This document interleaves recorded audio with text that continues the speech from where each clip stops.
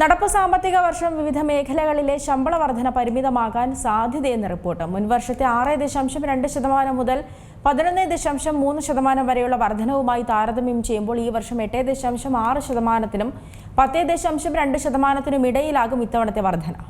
ഈ സാമ്പത്തിക വർഷം വിവിധ മേഖലകളിലെ ശമ്പള വർധന പരിമിതപ്പെടുത്താനുള്ള സാധ്യതയാണ് ഇപ്പോൾ ചില റിപ്പോർട്ടുകൾ വ്യക്തമാക്കുന്നത്.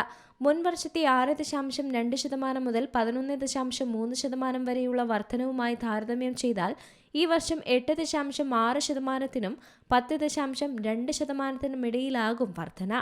EV, ഫിൻടെക്, ഹെൽത്ത് കെയർ തുടങ്ങിയിട്ടുള്ള മേഖലകളിൽ കാര്യമായ വർധന പ്രതീക്ഷിക്കാമെന്നും ഈ റിപ്പോർട്ടിൽ നിന്നും വ്യക്തമാക്കുന്നുണ്ട്. വളർച്ച കുറയുന്ന ചില മേഖലകളുണ്ട്. ഒന്നാമത്തേത് കൺസ്യൂമർ ഡ്യൂറബിൾസ് ആണ്. കഴിഞ്ഞ വർഷത്തെ 10.7%-ൽ നിന്ന് 9%-ആയി കുറയാനുള്ള സാധ്യതയുണ്ട്. അതേസമയം ബാങ്ക് ഇതര ധനകാര്യ സ്ഥാപനങ്ങൾ മുൻ വർഷത്തെ 10.4%-ൽ നിന്ന് 8.9%-ആയി കുറഞ്ഞേക്കും. മുന്നേറ്റം നടത്തുന്ന മറ്റു മേഖലകൾ നോക്കിയാൽ വിദ്യാഭ്യാസ സേവനമാണ് ആദ്യം. മുൻവർഷത്തെ 6.2%-ൽ നിന്ന് 9%-ആകാനുള്ള സാധ്യതയുമുണ്ട്. ബാങ്കിംഗ് നോക്കിയാൽ ഡിജിറ്റൽ ബാങ്കിംഗ്, സൈബർ സെക്യൂരിറ്റി എന്നിവയുടെ ഡിമാൻഡ് കാരണം 8.1%-ൽ നിന്ന് 8.8%-ആയി ഉയർന്നേക്കും. BPO 6.7%-ൽ നിന്ന് 9%-ആയി മെച്ചപ്പെടാനുള്ള സാധ്യതയുമുണ്ട്.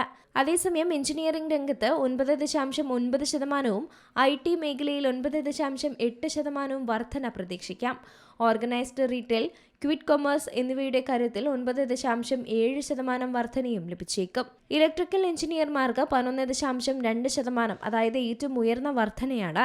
പ്രൊജക്ട് എഞ്ചിനീയർമാർക്ക് 10.7%-വും IT സപ്പോർട്ട് എക്സിക്യൂട്ടീവുകൾ, സിസ്റ്റം അഡ്മിനിസ്ട്രേറ്റർമാർ, ക്വാളിറ്റി അഷുറൻസ് എഞ്ചിനീയർമാർ എന്നിവർക്കും മികച്ച വർധന തന്നെ ലഭിച്ചേക്കും. ശമ്പള വർധനവിന്റെ കാര്യത്തിൽ മെട്രോ നഗരങ്ങൾക്കൊപ്പം തന്നെ വളർന്നു വരുന്ന നഗരങ്ങളും മികച്ച പ്രകടനം തന്നെ കാഴ്ചവെക്കുന്നുണ്ട്.